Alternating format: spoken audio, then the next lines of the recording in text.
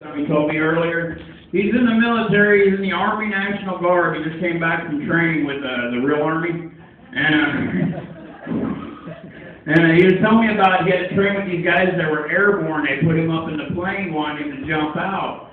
He said his drill sergeant got behind him, big buff dude, man. He said if he didn't jump out of the plane, he was going to bend him over and ass rape him. I said, well, Bobby, did you jump? He said a little bit at first, but it was okay at the end. Man, tell you what, man, the weather's been great. It's finally in 110,000 degrees outside. I ain't sweating no more like a horn church. Man, such a great day. Man, this priest, he was walking home one day from downtown, going back to the church. These two prostitutes walked up to him. They said, hey, Father, you want a little bit of head? $50.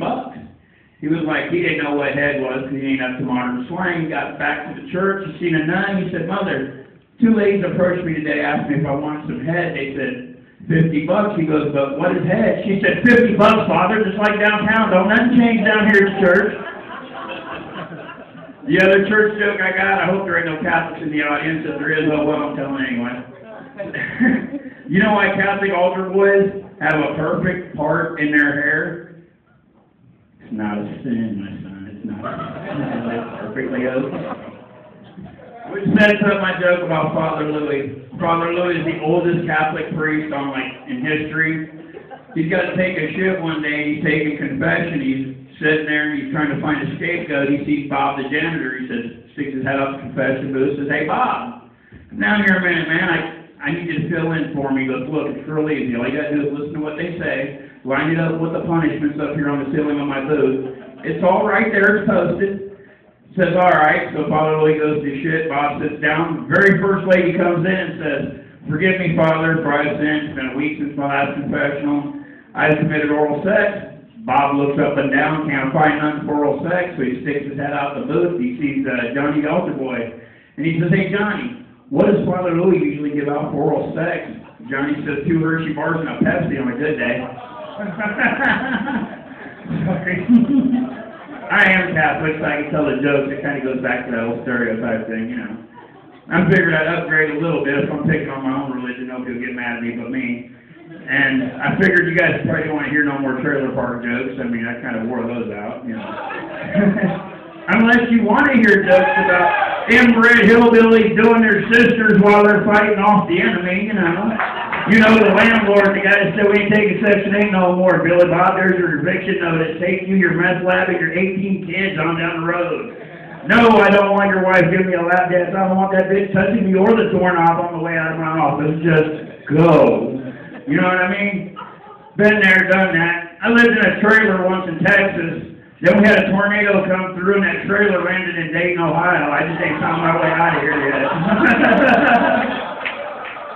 But I will say one thing about Dayton, Ohio. It does one-up Texas on just about everything because we have got the best college in Dayton. We have got the best college in the state. We've even got the best teams in our college in Dayton. And we got the military base here. Not only do we got the military base, we have got like the 3rd biggest base in America. Which means that's not a bad thing. Because if the terrorist hits us, hey everybody, we're like the first ones to go. We're the first ones to die. We ain't got to deal with the aftermath. Our families will get paid. So, I mean, hell, how is it a bad thing? I love Dayton. I wouldn't leave here. Well, I probably would if they paid me, honestly. I mean... Sorry, I can't back that up, but I wouldn't leave Dayton for the world unless, of course, there was a check involved and it wasn't going to bounce. I'd bounce like GM did. Sorry. But, you know, I figured a long time ago, I heard a guy, when GM was on strike, the guy says, I'm only making $30 an hour. I'm sitting here looking at him going, dude, that's why people like me cross that picket line, because I'm only making $7 an hour. They offer me 15. I'm sorry, call my name Jose. I'm in your job, buddy. I'll do it without the benefits. Hell, I'll be my own damn doctor for $15 an hour. Shit. Give me a pair of pliers and we're good. And did y'all ever play, what was that game with the doctor where you went with the little claw? It was, hell, if you can pass that, you can be a doctor. Hell, that's redneck medical school right there, buddy, let me tell you. Your patient don't die on you, well, you can play again later. Hell, Alright, y'all. I am Buck Martin. I'm Dayton's Redneck Comic.